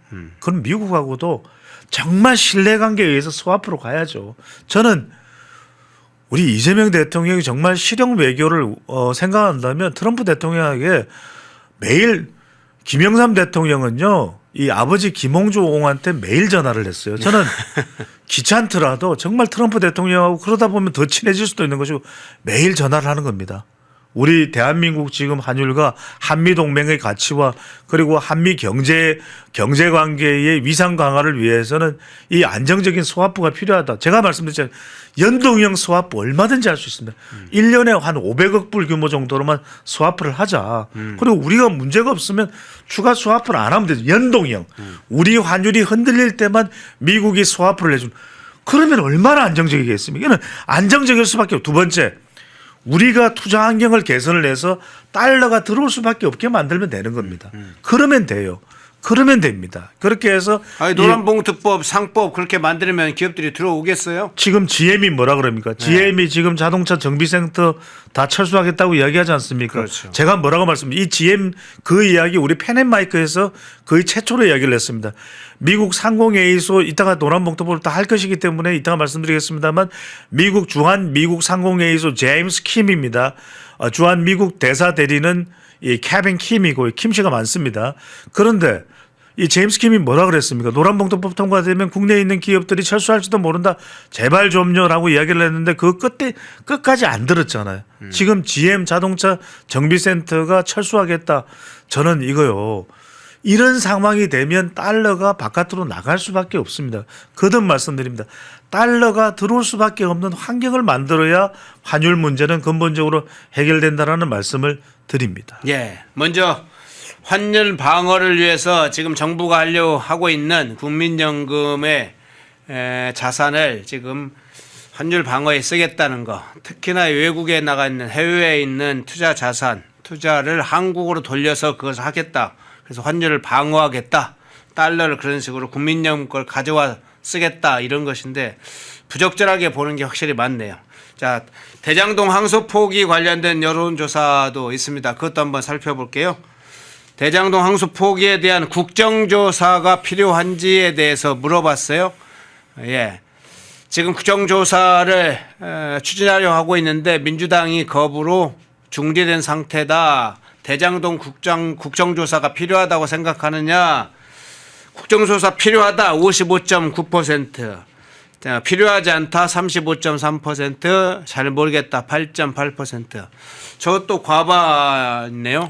그렇죠. 이게 참 저는 놀랄 노점입니다. 왜냐하면 대장동 항소 포기에 대한 국정조사, 민주당도 국정조사가 필요하다고 이야기하지 않았습니까? 물론 그 목적은 달랐습니다. 검찰의 이 조작 기소에 대해서 대장동은 조작된 것이다라고 이야기를 해서 국정조사를 한다는 거 아니에요. 그런데 국민의힘이 받겠다고 한 겁니다. 법사위에서 하는 이 국정조사도 받겠다. 이 순간 민주당은 뜨악해진 겁니다. 왜? 이걸 받는 순간 이른바 대장동 항소 포기에 대한 적나라한 이 실체가 다 밝혀질 것이거든요. 그리고 대장동에 대한 구체적인 수사 관련된 내용까지 더 밝혀질 수밖에 없는 구조입니다. 그렇게 되면 어떻게 되겠습니까? 이게 바로 이재명 대통령과 연결될 것이고, 그러면 이것은 정말 엄청난 이 파장으로 또 확산될 수밖에 없거든요. 이른바 지금 이것이 중요한 것은 대장동과 관련된 이 국정조사가 항소 포기가 진행되면 지금 국민들의 분노가 덜불처럼 옮겨갈 수밖에 없는 것이 남욱 김만배에 대해서, 지금 김만배는 그 수천조 원에 6천억 원입니까? 6천억 원이죠. 예, 5,700억 정도가 되죠. 그렇습니다. 더 될지도 몰라요. 그런데 이게 정말 이름대로 뭐 만배인지 경배인지 뭐 될 수 있을지도 모르는 것이고, 남욱만 해도 무슨 역삼동, 부지에 청담동 빌딩에 천억이 조금 넘죠. 그렇습니다. 지금 여기에다가 이게 왜 문제가 되냐면 실제로 지금 대북 송금과 관련된 부분도 더 철저하게 수사를 하라 그러면 수사를 해야 될 가능성이 매우 높을 거예요. 그러니까 이른바 대북 송금과 지금 대장동 다 연관됩니다. 이게 보면은 결과적으로는 대대예요. 대장동, 대북 송금 대대입니다. 그러다 보니까 이게 지금 이른바 대법원이 아니라 대대 재판인데, 이렇게 되면 결과적으로는 대장동은 부동산이고, 지금 김희엽 지역 김현지와도 지금 부속실장과도 대장동이 어떤 식으로든 연관된다라는 지금 또 지적이 나오고 있거든요. 그렇다면 이게 뭐냐? 결과적으로는 이재명 대통령과 연결될 수밖에 없는데, 거듭 말씀드립니다. 아무리 서울시민과에 대한 조사라고 하더라도 필요하다가 무려 55.9%예요. 그러니까 중도층들은 고스란히 여기에 다 포함이 돼 있다. 이게 앞으로 이재명 대통령 임기 내내 민주당으로서는 크게 부담이 될 수밖에 없는 건데, 결과적으로는 제가 이런 말씀을 드립니다. 무슨 말씀이냐면 결국 국민의힘이 결국 이슈가 중요한데 이슈에서 핵심 이슈는 바로 대장동이라는 거예요. 네. 대장동. 이 대장동과 관련된 부분이 지금 대선 이전부터 이재명 대통령을 앞으로도 계속 따라다닐 수밖에 없는 이슈입니다. 무슨 대장인지, 골목 대장인지, 부동산 대장인지는 모르겠습니다만 이런 분노가 지금 여론조사에 그대로 나타나 있다. 이 이야기는 이 분노가 그대로 내년 지방선거도 연결될 수 있고 임기 내내 따라다닐 것이다라는 분석이 가능해 보입니다. 예. 대장동 이 검찰의 항소 포기 관련해서 국정조사가 필요하다는 국민의 여론은 상당히 높네요. 자, 다른 현장으로 돌아가 보죠. 앞서 이제 환율 이야기를 하다가 이야기가 나온 것과도 연관이 돼 있는데, 노란봉투법이죠. 이 노란봉투법 시행령이 지금 지난번에 김영은 고용노동부 장관이 그 시행령이 어떤 내용을 담겠다 해서 그것이 발표되면서 굉장히 논란이 지금 커지고 있는데, 그 내용 중 하나가 원청과 하청업체에 관련된 분리교섭 문제입니다. 즉 지금 이제 노조의 교섭의 단일화로 이루어지면 원청과 이제 동일한 기업 내에서 뭐 산별노조와 같은 여러 형태의 조직이 지금 기업별로나 산별로 이루어졌습니다만, 기업도 지금 여러 개 노조가 있는데 그걸 개별 이제 단위로 교섭을 하게 돼 있습니다. 더군다나 하청 업체 전체와 지금 교섭이 가능하도록 교섭 분리를 하겠다. 분리 교섭이 가능하도록 하겠다. 이렇게 나오면서 현대자동차도 8,500곳하고 지금 8,500 하청업체하고 교섭하는 상황이 벌어졌는데 그 문제에 관해서 지금 물어봤어요. 네. 예, 현대자동차는 약 8,500개의 하청업체 노조와 노사교섭을 진행해야 되는데 이 노란봉투법 시행령 적절하다고 생각하느냐 물어봤더니 부적절하다가 48.2, 적절하다가 32.4, 잘 모르겠다 19.4. 시행령 자체에 대해서는 좀 부정적인 의견이 상당히 앞서고 있네요. 저는요 이런 걸 할 때 항상 지금의 여론조사 상황으로서는 제가 늘 많은 말씀을 드립니다만 여론조사 관련해서 다양한 또 분석에 대해서요. 근데 이거 보십시오. 자, 하청업체 노조와 교섭해야 하는 시행령. 근데 이게 참 사실은 복잡한 문제입니다. 노란봉투법에 따라서 또 적용이 된다면 또 그렇게 적용되기를 원한다면은 정의선 회장은 무려 8,500개 하청업체와 관련된 일을 본인이 일 못해요. 그러면 사실상 정의선 회장은 꽁꽁 묶여 있어야 됩니다. 그런데 부적절하다가 절반이 48.2죠. 저는 잘 모르겠다는 사람들이 솔직한 거예요. 지금 적어도 이 잘 모르겠다는 그러니까 부적절하다는 사람들은 이것이 가져오는 파장의 문제를 이해하고 있는 것이고 잘 모르겠다는 분들은 그래도 성향은 좀 뭐 민주당 쪽일 수는 있지만 이 내용에 대한 파악을 못하고 있는 그러면 적절하다가 32.4죠. 그죠? 물어보고 싶어요. 뭐가 적절하죠? 그럼 대답을 못해요. 이게 이 조사에서도 나오는데 지금 보십시오. 연령대별로 제가 설명을 드릴게요. 20대의 경우는요. 이게 여러분들이 논리적으로 보더라도 이게 합리적인 이야기입니까? 현대자동차가 8,500개 하청업체와 노사교섭을 진행해야 된다. 이게 여러분들이 볼 때 설득력이 있고 합리적이라고 보세요. 아니잖아요. 그러니까 지금 20대의 경우에는 20대는 62.8%가 부적절하다. 맞죠, 그죠? 네. 62.8%가 부적절하다. 30대는 51.6이에요. 근데 40대를 보십시오. 40대는 37.1이 부적절, 49.3이에요. 저는 40대 연구에 들어가야 돼요. 제가 오죽했으면 세미나에 갈 때마다 대한민국의 40대를 연구해야 된다. 왜 40대를 연구해야 되느냐? 40대를 이 상태로 두면은 큰일 날 일이에요. 왜? 이 40대의 49.3% 적절하다고 한 사람들한테 왜 적절하다고 하냐 물어보면 답을 못 해요. 그러면서 또 물어봅니다.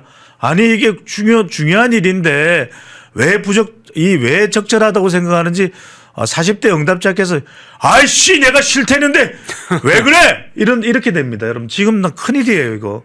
왜냐하면 지금 40대 묻지도 따지지도 말고 이 현상이 굉장히 심해졌어요.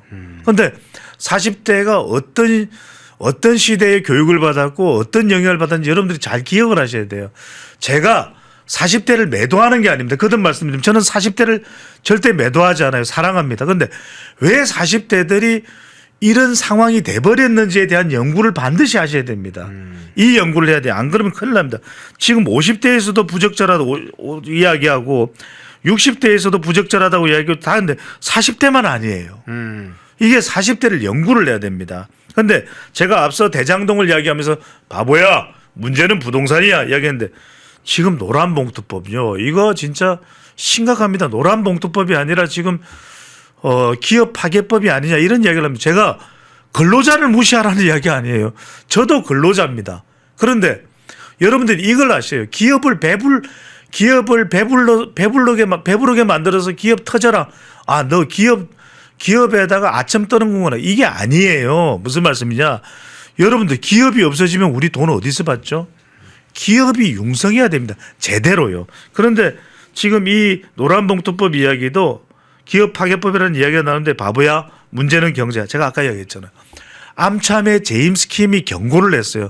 노란봉투법이 통과되면 한국에 있는 외국계 기업들이 떠날 것이다. GM 정비센터가 나간대잖아요.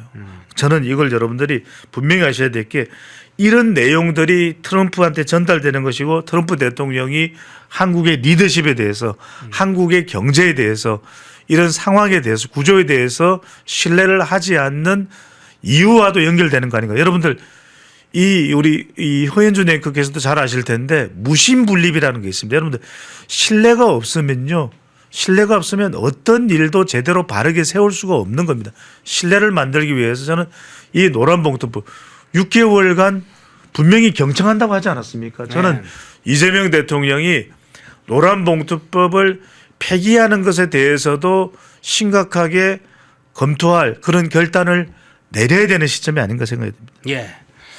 지금 상당수의 관련된 부분들이 다 정치적인 성향을 띠고 있는 문제이긴 하지만 이제 경제 사안이라고 분류될 수 있는 사안이긴 하죠. 뭐 환율, 물가, 대장동 건은 좀 다르네요. 지금 방금 이제 이 노란봉투법 그런데 사실은 이제 다 정치적으로 결정이 되고 있어서 경제 문제이면서 정치적 문제인데. 정치 문제 관련해서 이건 하나 살펴보겠습니다. 이재명 재판 재개 문제와 관련해서 여론조사를 한번 돌려봤어요. 이 서울 시민들은 또 어떻게 지금 생각을 계속 가지고 있는데 최근의 동향은 어떤지.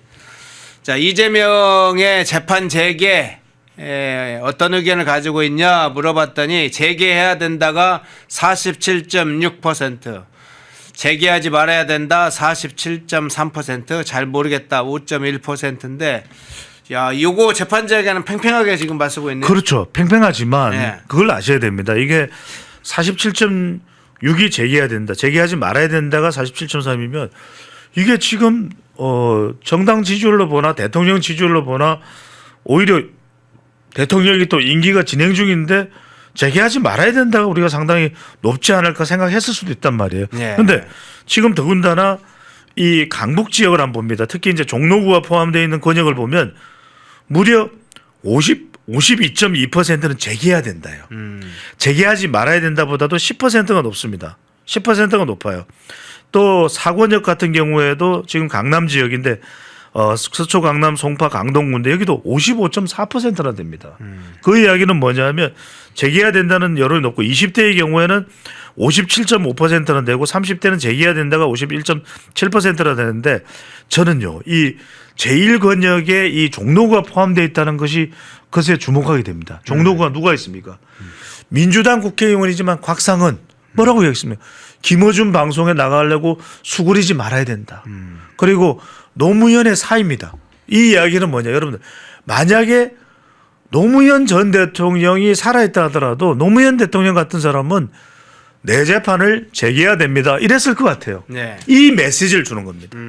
그런데 지금 이재명 대통령은 자신의 이 재판과 관련된 부분은 어떤 이야기도 없습니다. 강북 지역도 지금 재판을 재개해야 된다는 이야기가 나오는데 여기서 우리가 주목해야 되는 것은 정말 중요한 것이 투표를 했던 투표자들의 여론이 중요한 거 아니겠습니까? 지난 6월 3일이었죠. 6월 3일이 대선 아니었습니까? 그죠? 네. 대선 때 이 출구 조사를 하면서 출구 설문조사가 병행이 됐습니다. 그때는 이 재판을 재개해야 된다가 무려 60%가 넘었습니다. 이 이야기는 민주당은 이야기를 합니다. 헌법 84조에 따라서 내란 외환의 죄를 제외하고는 대통령은 형사상 소추를 할 수가 없다라고 얘기를 하면서 이 소추는 재판도 들어가기 때문에 이 재판은 멈춰야 된다 이 이야기를 하고 있지 않습니까? 네. 거기 연장선상에서 배임죄 등을 없애보면서 아예 이 근간 자체를 사라지게 만드는 것도 지금 추진을 하고 있고 오죽했으면 검찰의 조작 기소를 강조하게 되면 재판 자체 공소가 유지가 안 됩니다. 이걸 취소해서 아예 이 재판 리스크가 될 만한 것에 대한 씨를 말려버리겠다 이런 이야기도 하는데 지금 국민 여론은 뭡니까? 그렇게 당당하다면 그렇게 죄가 없다면 무관하다면 재판을 재개해야 되는 것이 아니냐. 이게 이 사법부 개혁을 부르짖는 민주당을 향하고 있는 국민의 민심의 서울 시민들을 대상으로 한 거지만 명백한 여론의 현 주소라고 할 수 있겠습니다. 예. 자, 서울 시민을 대상으로 해서 주요 이제 현안을 4개를 소개를 드리고 좀 분석을 해봤고요. 자, 마지막으로 이 전국 조사 중에 정당 지지도 한번 조사를 보겠습니다. 자, 이건 이제 여론조사 공정에서 한 건 아니고 조원 CNI 조사 결과인데요. 금주 초까지 한 3일간에 걸쳐서 조사한 결과인데 그거 한번 볼까요? 민주당이 43.5, 국민의힘이 39.1, 로 해서 한 4% 대략 4% 정도 격차가 난 걸로 나왔는데 한국갤럽 조사를 아까 보니까 조금 격차가 더 나 있네요. 한국갤럽은 비상계엄 시기를 끼고 2, 3, 4 그 시기에 조사를 했는데 9% 차이로 났는데 조원 CNI는 격차가 오차 범위 내에 있는 걸 조사하는데 어떻게 해석을 하십니까? 이게 왜 차이가 있냐면은 네. 대체로 이제 자동응답 조사는 적극 지지층들이 참여를 하기 때문에 이른바 이제 샤이라는 것 자체가 이제 걷어진 거죠. 그런 걸 본다면은 제가 계속 말씀드립니다만 적극 지지층들의 여론에 응하는 응답자들을 보면은 큰 차이가 안 난다. 다만 여기서 이제 주목해야 될 것은 갤럽 조사에 샤이가 있어서 실제로 이제 갤럽 조사는 국민의힘의 이 지지율에서 한 10%가 빠지게 됩니다. 그러면 이 이야기는 뭐냐? 결국 중요한 것은 이 샤이는 실제 투표소에 안 갈 수도 있다라는 거거든요. 그런데 지난번에 여러분들 대선을 보십시오. 결국은 이른바 보수 성향의 후보라는 사람들을 모아놓고 보면 지난 대선 올해 있었던 대선을 말씀드리는 겁니다. 오히려 이겼어요. 네. 제가 그 말씀 드리는 겁니다. 중요한 건 투표다. 결국 투표인데 투표로 가는 것은 여러분들 분노입니다. 앵거입니다. 지금 이 자동응답 조사에서도 적극적으로 응한다라는 것은 그만큼 정치에 대해서 자기 의견을 표출하겠다라는 것인데 지금 그래서 중요한 것은 앵거. 결국은 이것은 앵거는 정책을 통해서 이슈를 통해서 나올 수밖에 없다는 것이 뭡니까? 두 가지입니다. 바로 부동산과 대장동이다. 그러면은 부동산과 대장동이기 때문에 부동산, 대장동. 뭐가 생각납니까? 날씨가 춥죠? 지금 이제 곧 점심시간 다가옵니다. 부대찌개입니다. 부글 이게 끌어올라야 말 그대로 이 여론이 이 결집이 되고 그 결집된 저는 영화 여론이 대부가 생각났는데. 그렇죠. 네. 우우우우 대부입니다. 네. Godfather. 근데 이제 이렇게 이제 여론이라는 게 이제 끌을 때 되는데 결국 부대찌개라는 게 뭡니까? 지금 부대찌개라는 건 서울의 용산을 와도 이제는 평택으로 옮겨갔지만 그 주변에 말 그대로 소시지라든지 이 미국의 이 재료로 들어가는 콩 등이 나와서 그걸 김치랑 또 김치찌개랑 부글부글 끓였을 때 그걸 우리가 부대찌개라고 하거든요. 여기서 네. 미국을 생각합니다. 결국은 한미동맹 지금 이재명 대통령은 매신 기자회견에서 중일 관계의 중재자 역할을 할 수 있다 그러지만 이게 지금 우리가 고래 싸움에 이 중국과 일본의 싸움에 우리가 돌고래 등 안 터지면 다행이에요. 더 중요한 것은 한미일 협력입니다. 우리가 얼마나 트럼프 대통령의 부대찌개 이야기 나오고 또 미군 이야기 나오고 또 안보관계 이야기를 할 수밖에 없기 때문에 미국과 더 신뢰를 쌓고 또 일본과 다카이치 사나이와 협력을 해야 되는 것이거든요. 그 연장선상에서 우리가 정말 이게 중요한 문제가 갈려 있는데 그러려면 이게 이제 부글부글 끌어올라야 되는데 여기서 중요한 말씀 드리는 게 계속 이 지지율을 그대로 보여주세요. 왜냐하면 결국 민주당보다는 국민의힘이 이런 적극 지지층에서 더 강력하게 나와야 된다. 그럴 때 실제로 투표소를 갈 때도 그 파괴력이 입증될 수 있는 것이고 실제로 그럴 때 한국 갤럽 조사에서도 샤이가 사라질 수 있다는 것인데 이걸 여러분들 정당 지지율을 연령대별로 보면은 20대의 경우에는 이 분노가 엄청나요. 민주당 30.2%, 국민의힘은 45.1입니다. 30대에도 민주당 37.4, 그리고 국민의힘은 39입니다. 그만큼 MZ세대 이 분노를 어떻게 끌어내느냐. 이게 중요한데 지금 문제는 이념 성향별인데 지금 자동응답 조사에서 43.5, 39.1로 오차 범위에서 별로 차이가 나지 않는데 이 조사에서마저도 이 조원 CNI 조사에서도 중도에서는 민주당이 45.2%, 국민의힘은 27.5예요. 이겁니다. 결국 중도는 뭐냐? 중도는 정책으로 끌어내야 됩니다.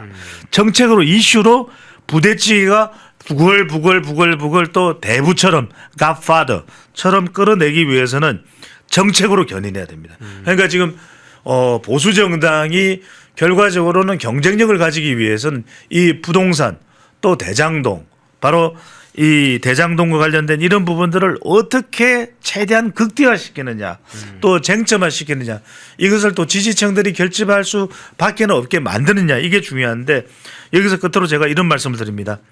이 정책 이슈로 견인해야 2배 이기고 2배 우리 오늘 경제를 이야기했습니다만 바보야 문제는 경제야라는 말씀 드리죠. 바보야 문제는 대장동이야. 그러니까 두 개를 합하면 대장동과 부동산을 합하면 부대, 대부, 부대찌개가 되는 거죠. 갓파더가 되는 거죠. 이렇게 돼야만 경쟁력이 생길 수 있고 2배 이기고 2배 잘 살고 2배 행복해지는 방법이 된다라는 분석을 해드립니다. 예, 마지막에 하나 좀 질문을 좀 드리죠. 예.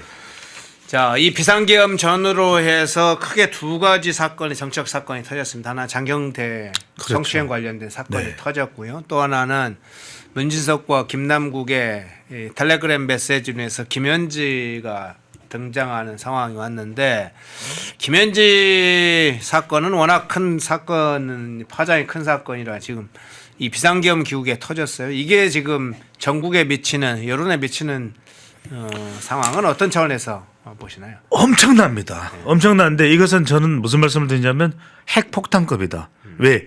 김희엇지엇 이것이 이제 소환이 된 것이거든요. 그리고 왜 빨리 김남국 비서관을 자를 수밖에 없었을까? 이게 똑같은 얘기. 40대가 흔들리는 겁니다. 왜냐? 40대가 제일 민감한 게 경인이에요. 그래서 오죽했으면 경인선을 언젠가 왜 우리 선거 때 이야기가 거론됐던 게 기억나잖아요. 왜냐하면 이 경은 경제예요. 그다음에 이는 뭡니까? 인사입니다. 그러니까 자 40대들은 사회 정의에서 제일 내 돈을 건드리면 용서 못해요. 내 출세를 인사를 건드리면 이거 용서 못해요. 그런데 지금 보십시오. 딱 부탁을 해버렸잖아요. 청탁, 인사청탁. 그리고 무소불위에 지금 이것이 보도가 되고 있는 것이죠. 이른바 김현지, 김희엇지어 상황론.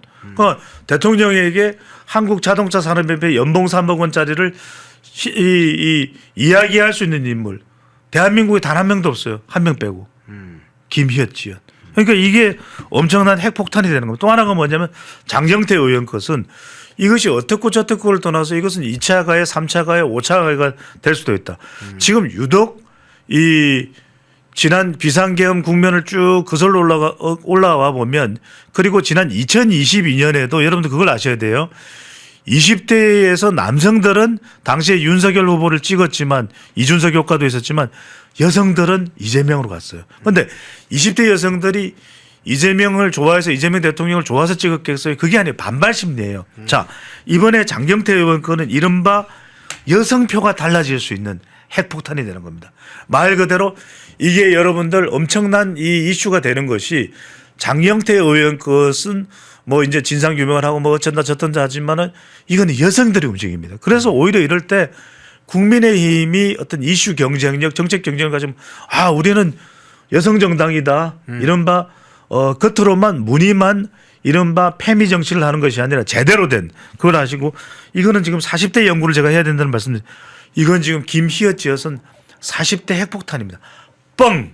이걸 지금 40대 연구를 하면 40대들은 경제 이른바 그래서 2030이 서학개미 이야기를 하니까 엄청나게 분노해버리고 지금 구윤철 기획부총리도 아 내가 그건 말을 잘못한 것 같다. 심지어는 권대영 주식 투자하는 게 낫다. 레버리지 이야기했다. 지금 난리법석이 났죠. 그러니까 지금 중요한 것은 바로 이런 걸 정교하게 연구해야 되는 겁니다. 그걸 제일 잘하는 매체가 어디입니까? 펜엠마. 펜엠마죠. 그래서 줄여서 우리가 뭐다? 펜마라고 이야기를 하는 겁니다. 예. 2부 배종찬 인사이트K 연구소장님 모시고 환율, 물가, 부동산 그리고 여론조사 공정거를 중심으로 해서 한번 좀 주요 현안 한번 살펴봤습니다. 깊이 있는 분석 배종찬 연구소장님이었습니다. 고맙습니다. 고맙습니다. 펜앤마이크에서 추천하는 영상도 보고 가세요. 다른 영상도 즐기시려면 구독 버튼을 꼭 눌러주세요.